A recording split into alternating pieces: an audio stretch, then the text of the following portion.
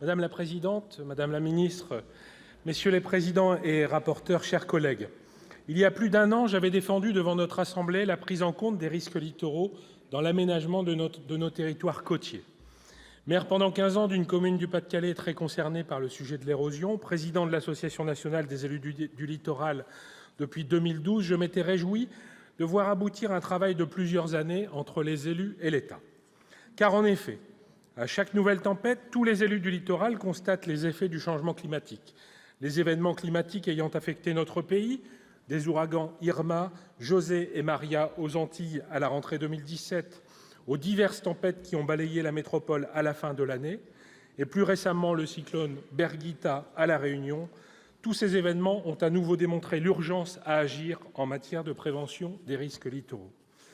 Je salue d'ailleurs la mise en place à l'Assemblée nationale d'une mission d'information sur la gestion des événements climatiques majeurs dans les zones littorales, présidée par Maïna Sage, députée de Polynésie française. Par essence, le littoral est instable et toujours en évolution. Nous avons des illustrations concrètes de ce fait au quotidien sur nos rivages, liées à l'attaque des vagues et à l'érosion éolienne, phénomène auquel s'ajoutent les effets des ouvrages de défense contre la mer qui, construits pour protéger les côtes, ont parfois entraîné le dégraissement ou l'engraissement de nos plages. Depuis la tragédie de la tempête Xynthia, un travail considérable a été accompli par les services de l'État et les élus. Un appel à projets sur la relocalisation des biens, évoqué par Jérôme Bignon tout à l'heure, et des activités, avait été lancé en 2014 par l'État et 5 territoires littoraux y ont participé. Nous avons besoin d'un suivi de cet appel à projets qui n'avait envisagé à l'époque que des solutions à droit constant. Or, il semble nécessaire de trouver des solutions juridiques pour régler les situations d'urgence, ce qui n'exclut pas, bien sûr, de réfléchir à de nouvelles formes d'urbanisme à l'avenir. C'était l'objet de la proposition de loi de l'époque, adapter le droit à un trait de côte perpétuellement en mouvement et aux événements météorologiques violents toujours plus fréquents. L'interruption de session parlementaire a suspendu l'examen de ce texte.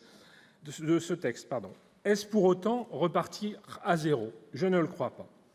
Les événements climatiques de 2017 ont donné raison aux parlementaires qui avaient bien vu l'urgence d'un tel texte. J'ai en tête les images impressionnantes de l'ouragan Irma et, plus modestement, celles prises en début de ce mois sur la plage de Merlimont, ma commune, qui perd chaque année des tonnes de sable à cause du vent et des houles de plus en plus fortes. Des enseignements peuvent être tirés des débats approfondis qui ont eu lieu à l'Assemblée et au Sénat l'an dernier. Ces discussions ont montré qu'un consensus pouvait émerger autour de ce texte. La définition du recul du trait de côte, la reconnaissance juridique de la stratégie nationale et des stratégies locales de gestion intégrée du trait de côte, la création des zones d'activité résilientes et temporaires associées au bail réel immobilier littoral. Toutes ces innovations législatives ont été reconnues comme correspondant à un réel besoin des élus du littoral. Je soutiendrai donc ces dispositions qui apportent des outils supplémentaires aux élus littoraux. Les discussions de l'an dernier nous ont aussi rappelé le fort attachement des Français à la loi Littoral, garante de la protection de nos côtes. J'ai toujours défendu la loi Littoral et au moment de fêter ses 32 ans d'existence, je la défendrai encore et veillerai à l'application équilibrée de ces deux volets, prévention et développement du littoral. Toute modification de la loi Littoral doit impérativement être justifiée et encadrée, et les élus du littoral y sont extrêmement attentifs.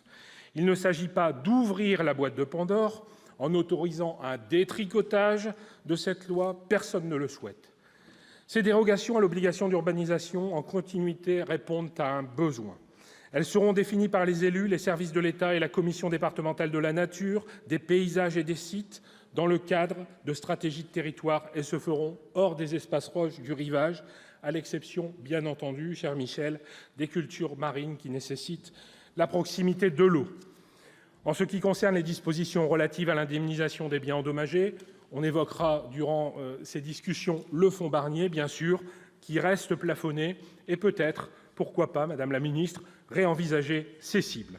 Chers collègues, c'est en disposant d'une information complète et dans un esprit de co-construction intelligente entre les services de l'État et les élus que nous devrons faire évoluer l'aménagement de notre littoral.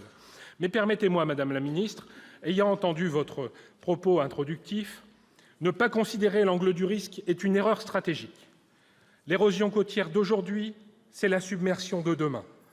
Et ne pas écouter le risque c'est aujourd'hui ne pas s'attacher à ce qui nous manque en France, la culture du risque. Merci, cher collègue.